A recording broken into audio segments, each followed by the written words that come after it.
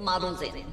And now we're talking about anaerobic strength and endurance. Now, anaerobic means that we're working without oxygen or with a limited supply of oxygen. It is often with repetitive bouts, or you're working near or very, very, very, very close to your maximum effort. There's a couple of things that I want to say about maximum effort, whether it's lifting the heaviest thing that you can or working at the highest intensity that you can work, is that it's really risky. This, in fact, is the riskiest space to work in group exercise, in PT, and with athletic ability.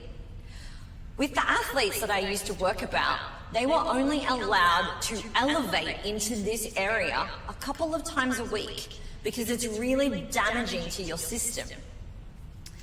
But somehow, with our group exercise and with the way that the industry's gone, we really pushed into this area. And yes, this area, for its risk, will also yield a really high benefit. Now you're going to notice great amounts of weight loss. Now you're going to notice really big fitness gains. You're going to feel that euphoria of getting really, really sweaty and working really hard, and it's going to feel amazing. We see so many elements of fitness here. We've got our HIIT classes, things like Barry's Boot Camp, F45, CrossFit predominantly dominates this space. And I'm not saying that any of these are bad. What I'm saying is that if we know that we're doing something risky to our human body, we also need to know how to cue it, how to coach it, what the outcomes are, and we have to be really specific with our work to rest ratios, which we're coming to shortly. I want to give you an example of just how damaging this high anaerobic strength and endurance zone is. Now, I don't have a great capacity for aerobic endurance. And, it's a little bit due to my genetics, but it's also because I really don't like it.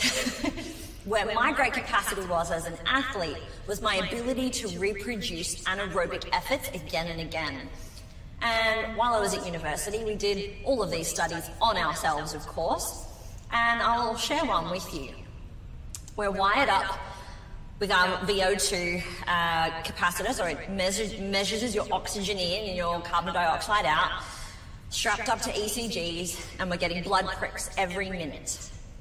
And so VO2, we did our aerobic capacity, where I had to run on the treadmill, which would increase in speed and in incline every 3 minutes until your absolute fail.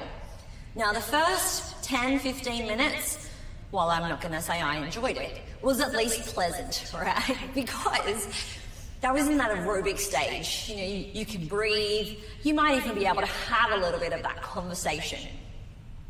Then it quickly deteriorates.